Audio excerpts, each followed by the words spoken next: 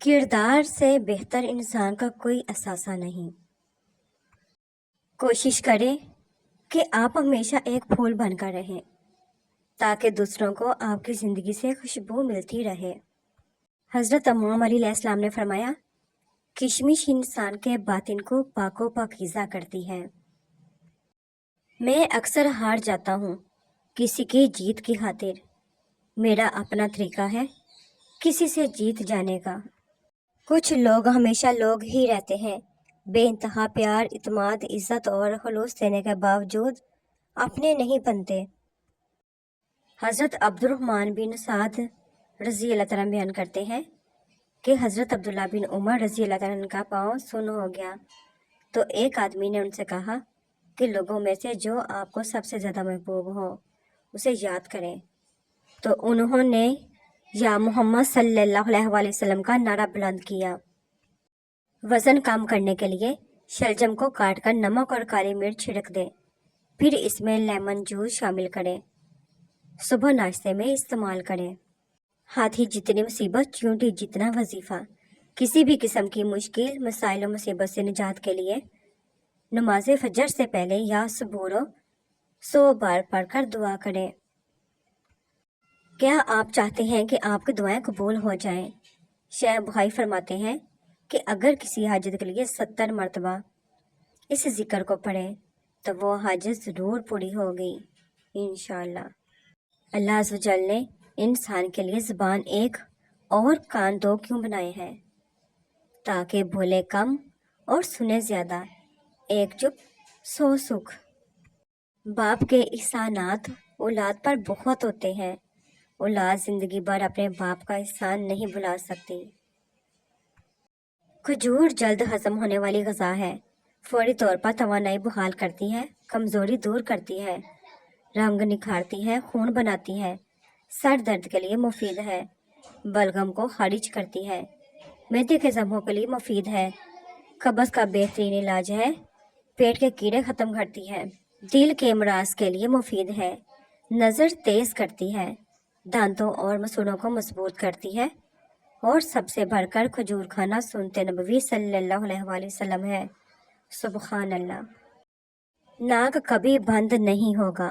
سرسوں یا بادام کا تیل انگلی یا ڈراپر کی مدد سے رات کو سوتے وقت ناک کے دونوں نتھروں میں لگانے سے ناک کبھی بند نہیں ہوگی اور نیند بھی پرسکون آئے گی۔ اللہ تعالیٰ جس انسان پر مہربان ہوتا ہے نا، اسے لوگوں کے اصلی چہرے بہت جلد دکھا دیتا ہے۔ پیسے کو تم اپنی قبر کا چراغ بنا لو، کسی غریب کی زندگی سنوار دو۔ جو شخص محبت اور عشق کا دعویٰ کرتا ہے وہ معشوق کا دروازہ اس وقت تک کھٹکھٹاتا رہتا ہے جب تک اس کے قلب میں جان ہے، اس واسطے کہ شاید کسی وقت کھل جائے اور کسی مرتبے کو پہنچ جائے۔ ایک شخص نے رسول پاک صلی اللہ علیہ وآلہ وسلم کے پاس ڈکار لی تو رسول پاک صلی اللہ علیہ وآلہ وسلم نے فرمایا، ہمارے سامنے ڈکار مت لو، اس لیے کہ قیامت کے دن سب سے زیادہ بھوکا وہ شخص ہوگا جو دنیا میں زیادہ پیٹ بھرتا ہے۔ ایک بار سرکار غوث اعظم رضی اللہ تعالیٰ عنہ دریائے دجلہ کے پاس سے گزر رہے تھے۔ اس دوران چند عورتیں پانی بھرنے کے لیے آئیں اور واپس جانے لگیں، لیکن ایک بڑھیا نے اپنا برتن زمین پر رکھا اور رونے لگی۔ آپ نے بڑھیا سے رونے کا سبب پوچھا۔ اس نے بتایا کہ اس کا ایک بیٹا تھا جس کی شادی کر کے برات کے ساتھ واپس آ رہی تھی کہ دریا میں بھنور آیا اور کشتی تمام براتیوں سمیت ڈوب گئی سوائے اس بڑھیا کے، اور کوئی زندہ نہ نکلا۔ اس واقعے کو 12 برس ہو گئے تھے۔ جب بھی مجھے یہ واقعہ یاد آتا ہے دل بھر آتا ہے اور رو دھو کر دل کا غبار دور کرتی ہوں۔ حضرت غوث اعظم رضی اللہ تعالیٰ عنہ کو اس بڑھیا کے حال زار پر رحم آیا۔ آپ نے اللہ تعالیٰ سے دعا مانگی۔ آپ کے دعا مانگتے ہی اچانک دریا میں طغیانی پیدا ہوئی اور اس جگہ سے کشتی نما دار ہوئی جس جگہ ڈوبی تھی، اور اس بڑھیا کا بیٹا اپنی بیوی اور براتیوں کے اسی شان و شوکت کے ساتھ صحیح و سالم باہر نکل آیا۔ یہ کرامات دیکھ کر سب حیران رہ گئے۔ بعد ازاں دلہا آپ کا مرید ہو گیا اور خلافت بھی حاصل کی۔ ان کا مزار گجرات میں ہے اور شاہ دلہا دریائی کے نام سے مشہور ہے۔ امام جعفر صادق علیہ السلام نے فرمایا، اس شخص سے دوستی اور تعلق رکھو جو تمہیں عزت اور سربلندی دے، اور ایسے شخص کو دوست مت بناؤ جو اپنی برائی کے لیے تمہیں استعمال کرے۔ رشتوں کی برسات، جس گھر میں ایک یا ایک سے زیادہ بچیاں بالغ ہو اور شادی کے قابل ہوں اور رشتوں کی پریشانی ہو تو سورۃ الاحزاب کاغذ پر لکھ کر کسی ڈبیا میں بند کر کے گھر میں رکھ لیں، انشاءاللہ اس کی برکت سے رشتوں کی آمد ہوگی۔ صدقہ دینے کا مکمل طریقہ: ٹوٹا چاول اور باجرہ پرندوں کو ڈالیں، چینی اور گڑ، چینٹی اور کیڑے مکوڑوں کو ڈالیں، آٹے کی 7 گولیاں بنا کر آبی جانوروں کو ڈالیں، بکرے کی کلیجی یا بیف کلیجی صدقہ کریں، چھوٹے بچوں کو میٹھی چیز بانٹ دیں، ٹافیاں یا مٹھائی۔